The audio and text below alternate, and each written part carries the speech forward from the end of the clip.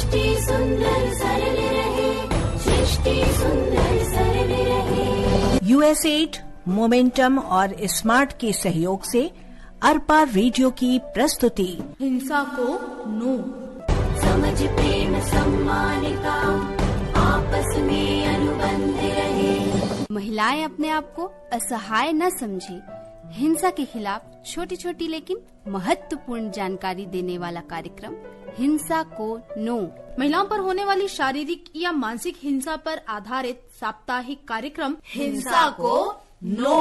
सृष्टि सुंदर सरल रहे।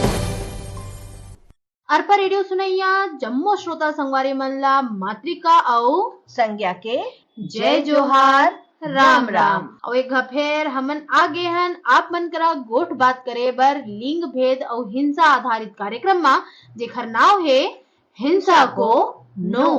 अब तो आप मन भी हमारे इंतजार करत हो ना कि कब हम आही और आप मन ला हिंसा के बारे में और नवा नवा बात बताही और हिंसा के खिलाफ आप मन ला जागरूक कर सकन। आगे बढ़े के पहली मैं अपन संगवारी मन ला ए सुरता कराना चाहत हूँ कि अभी तक हमन हिंसा के एपिसोड में कौन कौन विषय में बात करे हैं। तोला याद हवे? बिल्कुल, काबर नहीं याद होइए मोला। देखा, हमन लिंग और जेंडर के बीच में अंतर के बारे में बात करे हन। घरेलू हिंसा का होथे और ओखर कतका प्रकार होथे। सार्वजनिक स्थान में उत्पीड़न, घरेलू हिंसा ले पीड़ित महिला के कानूनी अधिकार, कोनो महिला के ऊपर अगर हिंसा होथे तो ओह कैसे अपन केस दर्ज करवा सकत है, ये सब के बारे में जाने हन। और हमार पिछला एपिसोड में जाने हन कि कैसे मितानिन दीदी और आंगनबाड़ी कार्यकर्ता एक संगे संग पंचायत हा पीड़ित महिला के मदद कर सकते। अब ये सब तो हो गए पिछला एपिसोड के बाद। आज हमन कौन विषय में बात करबो एला तू मन बताहा। अरे वाह, तोला तो सबो विषय याद है कि हमन कौन कौन विषय में बात करे हन। तो आज का एपिसोड शुरू करे के पहली मैं तुमन ला एक ठन कहानी सुनाता हूँ। संगवारी मन के संग संग मुँह ला बताई। आज बिहन्ना ऑफिस आए के पहली मोर कने एक ठन महिला के फोन आए रहिस। अच्छा। ओहा अपन नाम गंगा बताइस और अपन उम्र बताइस कि वो 56 साल के है। अच्छा। और हिंसा के बारे में घलो बताए रहिस। 56 साल के महिला के ऊपर हिंसा? अरे नहीं, ओखर ऊपर हिंसा नहीं होत रहिस तो ओ अपन बेटी पर पूछत रहिस। अच्छा। पर का है ना कि कोनो भी उम्र के महिला ऊपर हिंसा हो सकत है और ओहा कोनो भी उम्र में मदद ले सकत है। अच्छा, ये बात तो मैं जानते नहीं रहे हूँ। अब ये तो बतावा कि आखिर उनकर बेटी के ऊपर का हिंसा होत रही से? ओहा अपन बेटी के शादी अपन पास वाले गांव में किए रहीस। अच्छा। 1 साल तो बने रही से। हाँ। फिर ओखर बेटी के एक ठन बेटी भी हो गए। सबो चीज बने चलत रहीस। हाँ। फिर एक दिन का हुईस, ओखर पति ला काम से निकाल दिए गए। अच्छा। काम से निकाले के बाद ओखर पति अपन पत्नी ले पैसा लेना चालू कर दिस। और पैसा नहीं देने पर ओखर संग मारपीट करना शुरू कर दिस। कुछ दिन तो गंगा की बेटी अपन माई के घर ले पैसा लेत रहीस। हाँ। पर मारपीट और मानसिक पीड़ा ज्यादा ही छोगिस। तब एक दिन गंगा की बेटी सबको बात ला अपन अम्मा यानी गंगा ला बताइस। अच्छा, ये तो बड़ दुख के बात है। अभी भी हमारे समाज में महिला मन के ऊपर हिंसा होते छे और कम होए के नामे चुने लेते। ता तुमन का सलाह दे है गंगा ला और पंचायत या फिर मितानिन दीदी मन के मदद ले बा कहा कि नहीं कहा?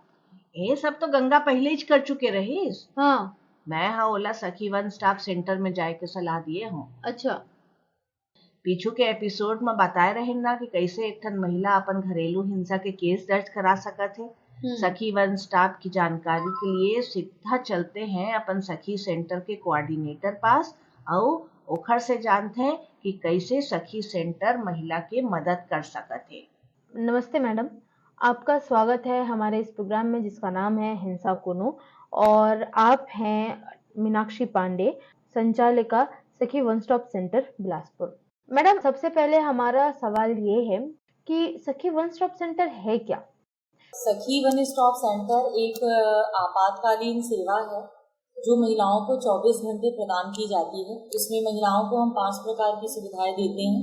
एक तो आश्रय की सुविधा देते हैं। यदि कोई महिला आपातकालीन स्थिति में, मान लीजिए उसके रहने की व्यवस्था नहीं है, संकटग्रस्त स्थिति में है, उस स्थिति में वो जिस भी निकाय के माध्यम से आती है, जिस भी व्यक्ति के माध्यम से आती है, सखी द्वारा उसे ज़्यादा से ज़्यादा मैक्सिमम 5 दिन की सहायता प्लस जो भी उसके दैनिक उपयोग की सामग्री है वो हम उसको प्रदान करते हैं। दूसरी होती है परामर्श की सहायता। यदि कोई व्यक्ति किसी भी तरीके की समस्या से ग्रसित है, चाहे वो दैहिक शोषण हो, यदि वो काउंसलिंग चाहती है FIR से पहले, तो भी हम उनको काउंसलिंग की सुविधा देते हैं। जिस भी तरीके की प्रॉब्लम हो, यदि वो चाहेंगी कि मुझे सामने वाले पक्ष से बात करना है, तो उसके लिए हम उसको काउंसलिंग की सुविधा भी देते हैं। उसके लिए सखी में एक परामर्शदाता नियुक्त है। तीसरी सुविधा हो गई है पुलिस सहायता। उसमें जो है हम लोग संबंधित थाने के माध्यम से, SP या IG के माध्यम से जो भी घटना होती है वो पत्राचार के माध्यम से वहां तक लेकर जाते हैं। यदि थाने के माध्यम से कार्यवाही नहीं हो पाती है तो 1 हफ्ते के अंदर पुलिस अधीक्षक, और उसके बाद भी नहीं होता है तो पुलिस महानिरीक्षक के माध्यम से प्रयास करते हैं कि उस प्रकरण में FIR दर्ज हो। उसके बाद है विधिक सहायता। विधिक सहायता में हम जिला विधिक के माध्यम से उनको निःशुल्क विधिक सहायता उपलब्ध कराते हैं। निःशुल्क विधिक सहायता में 2 तरीके की सहायता। एक तो ये वो अपने प्रकरणों की पैरवी करने के लिए निःशुल्क यदि अधिवक्ता चाहते हैं तो जिला विधिक के माध्यम से हम उनको प्रदान करते हैं, या वो कोई सलाह चाहते हैं, या मान लीजिए रेप विक्टिम है या कोई भी है, पीड़ित क्षतिपूर्ति की राशि चाहते हैं, तो वो भी उनकी भी प्रक्रिया जिला विधिक प्राधिकरण के माध्यम से हम उनका करवाते हैं। उसके बाद जो है चिकित्सकीय सहायता, जिसके लिए सखी में एक मेडिकल पर्सनल करके पद है, वो हेल्थ डिपार्टमेंट से उनको जो है प्रतिनियुक्त किया गया है। हम जिला अस्पताल और सिम्स जो 2 सरकारी वो हैं उनके माध्यम से ही हम उनको चिकित्सा की सहायता उपलब्ध कराते हैं। मैडम, सखी सेंटर और सुरक्षा अधिकारी में अंतर क्या होता है? देखिए, इन दोनों में मेजर डिफरेंस एक ही है। सखी जो है, जैसे कि अभी मैंने इससे पहले सुविधाओं की बात की थी और सभी प्रकरणों की बात की थी। मैंने बात किया था महिलाओं के विरुद्ध जितने भी अपराध होते हैं, सखी उन सब पर काम करती है। लेकिन जो प्रोटेक्शन ऑफिसर नवा बिहार है, वो मात्र जिले में जितने भी घरेलू हिंसा के मात्र प्रकरण होते हैं वो उनको असिस्ट करती है। वो एक्चुअली जैसे मान लीजिए यहाँ पर यदि कोई विक्टिम आई है, वो काउंसलिंग नहीं चाहती, उसकी काउंसलिंग ऑलरेडी हो चुकी है, तो वो ये चाहती है कि मुझे घरेलू हिंसा करना है, उसे DIR के बारे में जानकारी नहीं होती है, तो हम लोग जो है संरक्षण अधिकारी के माध्यम से जो है DIR करवाते हैं उनका। वो DIR का पूरा फॉर्मेट होता है, उसमें उनको जो है प्रोटेक्शन का आदेश मिलता है, संरक्षण आदेश हो गया, रहने का, वैकल्पिक आवास, भरण पोषण, स्त्री धन, जो और चाहे तो वो बच्चे की कस्टडी जो भी है हम उनको उसमें प्रदान कर देते हैं। तो वो मात्र घरेलू हिंसा पर काम करती है और हम लोग जितने भी तरीके के क्राइम होते हैं उन सब पर काम करते हैं। सखी सेंटर में क्या क्या सुविधाएं उपलब्ध कराई जाती हैं? सखी सेंटर में जो है मैंने आपको बताया, काउंसलिंग की सुविधा, पुलिस सहायता जो कि हम थानों के माध्यम से करवाते हैं। हमारे सहयोगी जो हमारे स्टाफ है वो विक्टिम के साथ रहते हैं। प्रकरण न्यायालय में जाने से पूर्व जितनी भी सारी चीजें हैं वो सखी उसमें विक्टिम की मदद करती है। प्रकरण जब न्यायालय में प्रक्रियाधीन रहता है तब वो सखी के हस्तक्षेप से बाहर चले जाता है। जब तक वो न्यायालय में नहीं गया है तब तक ही हम उसको इंटरफेरेंस कर सकते हैं। मान लीजिए कोई विक्टिम है, वो ये कह रही है कि मैडम मेरा भरण पोषण का प्रकरण चल रहा है, आप यहाँ से समझौता करा देंगे क्या, तो उसमें हम हस्तक्षेप नहीं करते। हम नहीं, कोई भी एजेंसी उसमें हस्तक्षेप नहीं करती, क्योंकि न्याय प्रक्रिया से बढ़कर कुछ भी नहीं। तो रहने की सुविधा, काउंसलिंग की सुविधा, पुलिस सहायता, चिकित्सकीय सहायता और विधिक सहायता। अगर किसी महिला को केस आगे लेकर जाना है तो सखी सेंटर कैसे मदद करता है और महिला कहाँ जा सकती है? देखिए, महिला को केस आगे लेके जाना है तो उसमें ये है कि सखी सेंटर में आने पर जब वो बताएगी, उसमें बहुत सारी चीजें रहती हैं। उसमें 2 ही 3 चीज आपको मिलेगी। या तो ये रहता है कि मुझे पुलिस के पास जाना है, या हो सकता है उसको कोई विधिक सहायता। ज्यादातर हम लोग जिस पर काम करते हैं वो यही दोनों सहायता है, जो कि इमरजेंसी में और लोगों को केस आगे बढ़ाना रहता है। यदि विक्टिम आती है तो अगर वो डावरी का केस है तो उसमें काउंसलिंग कंपलसरी है। बिना काउंसलिंग डावरी का केस आप आगे नहीं बढ़ा सकते हैं। हम काउंसलिंग करते हैं, उसके बाद हम लोग जो है 498 के लिए संबंधित थाने में पत्राचार करते हैं। यदि वो डायरेक्ट ये बोलती है कि मैम मुझे कोई काउंसलिंग नहीं चाहिए, तलाक चाहिए, मुझे अधिवक्ता उसके लिए चाहिए, तो हम लोग जिला विधि के माध्यम से उसको अधिवक्ता करवा देते हैं और वो उसके केस की पैरवी करता है। और कभी कभार ऐसा होता है कि किसी को मेडिकल सहायता चाहिए रहती, कोई प्रॉब्लम नहीं रहती है। जैसे एक विक्टिम की हम लोगों ने मदद की थी, उसको आंख की समस्या थी, तो उसका आंख का ट्रीटमेंट जो है हमारे मेडिकल जो स्टाफ है उसके द्वारा कराया गया था। तो ये 2-3 चीजें ही हैं जिसमें वो अपनी चीजों को आगे ले जाना चाहती हैं। या तो बेसिकली आप कोर्ट में जा सकते हैं और FIR के बाद भी लास्ट जो स्टेज है वो न्यायालयीन प्रक्रिया का ही रहता है। कभी कभी ऐसा रहता है, पॉक्सो के प्रकरण रहते हैं बच्चों के, तो उसमें हम लोग 2 चीजें करते हैं। एक तो 24 घंटे के अंदर बाल कल्याण समिति को हमें सूचना देनी रहती है। यदि इमरजेंसी है तो हम फोन के माध्यम से भी उनको सूचना देते हैं और तत्काल घटना कोई भी हो बच्चे के प्रकरण में थाने को सूचित करना अनिवार्य है और बाल कल्याण समिति को सूचित करना अनिवार्य है। आपसे हमारे श्रोताओं को क्या संदेश देना चाहती हैं? देखिए, मेरा तो हमेशा से एक ही संदेश रहा है। मैं लगभग मुझे ये 7वां साल मेरा चल रहा है सखी सेंटर में, और मैं जहाँ तक देखी हूँ लोगों का क्या नजरिया मुझे नहीं पता, लेकिन मैं महिलाओं से एक ही बात कहना चाहूँगी कि आप लोगों के साथ यदि शुरुआत में जब कोई घटना घटती है तो उसे प्लीज लाइटली ना ले, और कोई भी घटना घटती है तो कम से कम काउंसलिंग एक ऐसा प्रोसीजर है जिसमें आप सामने वाले, आपका वो चाहे मित्र हो सकता है, फैमिली का कोई बंदा हो सकता है या एनीबडी एल्स, कोई भी हो सकता है, आप कम से कम यदि किसी भी व्यक्ति से आपको प्रॉब्लम है तो एक बार कम से कम आप काउंसलिंग करवा के देखें। कभी कभी बात करने से भी बहुत सारी चीजें सॉल्व होती है। मन में दबा के रखने से और समझौता करने से, कॉम्प्रोमाइज करने से डोमेस्टिक वायलेंस जैसी समस्या कभी भी दूर नहीं हुई। तो पहले अपना महत्व समझें, परिवार को समझाएं, तभी वो, अगर आप अपनी कदर नहीं करेंगे तो लाइफ में कोई आपकी कदर नहीं कर पाएगा। छोटी घटना ही बड़ी घटना का दस्तक होती है, शुरुआत होती है, इसलिए कभी भी आपके साथ कोई घटना घटती है तो कम से कम उसको किसी न किसी एजेंसी के साथ साझा करें, उनके साथ बांटें और कम से कम बातचीत करें, ताकि जो भी आपकी प्रॉब्लम है वो कहीं ना कहीं रजिस्टर्ड हो और कम से कम ये लगे कि आपके साथ जब कुछ घटा तो आपने एक पहल किया अपनी समस्या को समाधान करने का। और शायद वो एक ऐसा पल या एक क्षण रहता है जब जो आप पे अत्याचार करता है तो कहीं ना कहीं उसको ये फील होता है कि ये चीजें आगे जाके बहुत बड़ी हो जाएगी और वो हिंसा को कहीं ना कहीं रोकने की कोशिश का एक अच्छा पहल है। तो इसलिए कभी भी कोई घटना होती है तो उसकी सूचना जरूर किसी एजेंसी को दे, पुलिस को दे। खासकर मैं डोमेस्टिक वायलेंस की बात इसलिए कर रही हूँ क्योंकि ये एक ऐसा अपराध है जो बहुत लोग इसको जितना सामान्य मानते हैं ये अपने आप में उतना जटिल है। यहाँ पे पुलिस बहुत सिंसियर नहीं रहती, घरेलू हिंसा का मामला है करके वो भेज देती है, लेकिन ये वास्तव में एक ऐसी स्थिति है, मैंने महिलाओं को सामान्य से मानसिक स्थिति में भी जाते देखा है मेरे आंखों के सामने। और सिर्फ ये किस लिए होता है, सहन करो, कॉम्प्रोमाइज करो, चीजें ठीक हो जाएगी। चीजें अपने आप ठीक नहीं होती है, चीजों को ठीक करना पड़ता है। तो प्लीज हिंसा को मत सहिए। कोई भी चीज होती है तो आप कम से कम सखी नहीं, कोई भी एजेंसी हो जो आपको लगता है कि आपके विश्वास पर खरी उतरेगी, वहां जाके आप अपनी चीजों को जरूर साझा करें। अब तो मोला बहुत कन समझ में आ गए कि अगर कोनो महिला के ऊपर हिंसा होथे ता ओला कहाँ जाना चाहिए और कैसे सखी सेंटर, सुरक्षा अधिकारी, पुलिस और DLSA के मदद ले सकथे। लेकिन क्या ये सेंटर में कोनो भी प्रकार के महिला हा जा सकथे? हाँ, ये सेंटर में कोनो भी तरह की हिंसा झेल रहे महिला, बलात्कार, लैंगिक हिंसा, घरेलू हिंसा, ट्रैफिकिंग, एसिड अटैक विक्टिम, विच हंटिंग, दहेज संबंधित हिंसा, सती, बाल यौन शोषण, बाल विवाह, भ्रूण हत्या जैसे कोनो भी मामला हो तो पीड़ित महिला यहाँ जा सकत है। वन स्टॉप सेंटर के उद्देश्य से निजी और सार्वजनिक स्थान में परिवार, समुदाय के भीतर और कामकाज के जगह में हिंसा से प्रभावित महिला मन के सहायता करना इस तो हवे।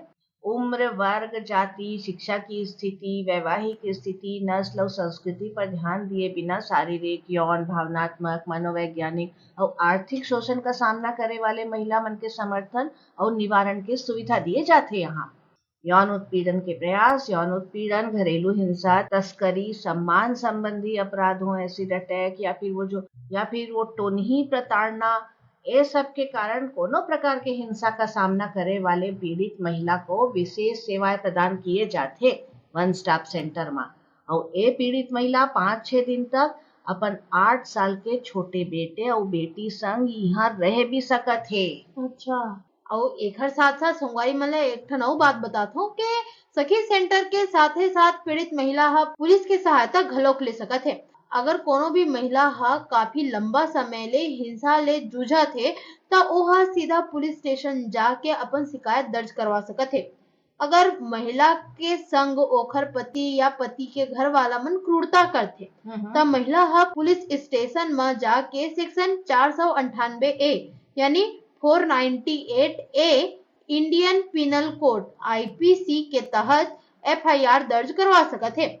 फिर पुलिस ला घरेलू हिंसा ले महिला मन के संरक्षण अधिनियम 2005 के अनुसार DIR यानी डोमेस्टिक इंसिडेंट रिपोर्ट भरे बर सुरक्षा अधिकारी या सर्विस प्रोवाइडर ला कही सकत है। पीड़ित महिला के लगातार हिंसा झेलन के का कारण है, उसको ये बात का ज्ञान नहीं होना कि आखिर वो मदद के लिए कौन पास जाए, कौन डहार जाए। तो महिला बिना कुछ कहे हिंसा झेलत रही थे और तमाम जुल्मों को सहते रहते।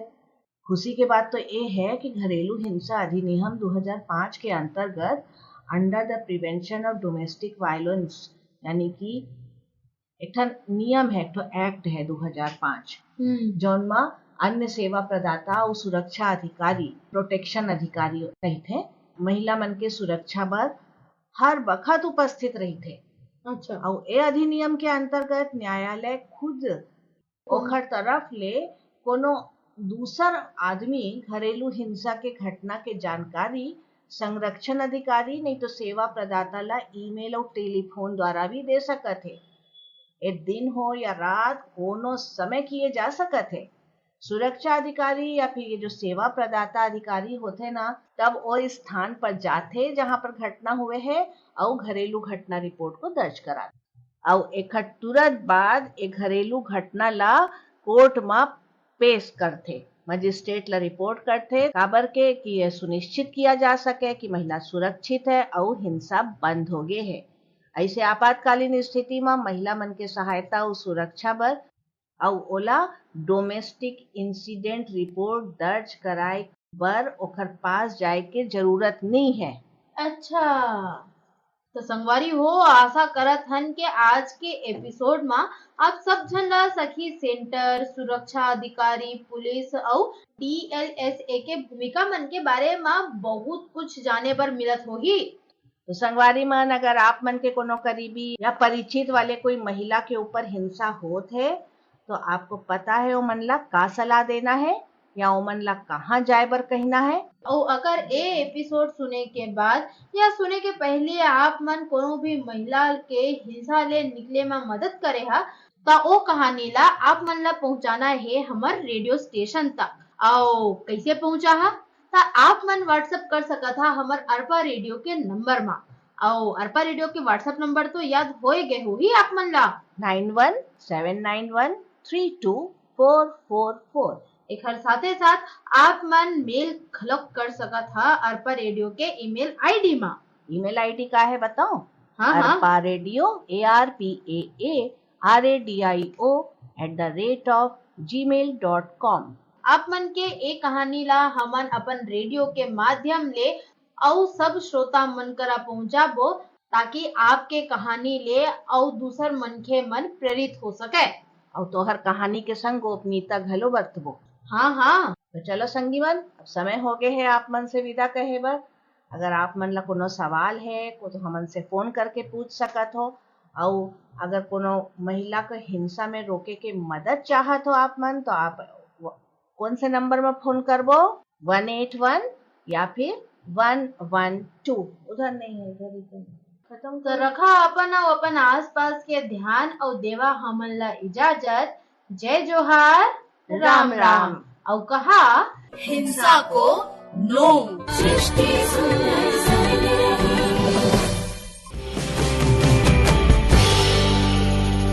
आप सुन रहे हैं बिलासपुर छत्तीसगढ़ का अरपा कम्युनिटी रेडियो 90.8 मेगाहर्ट्ज पर।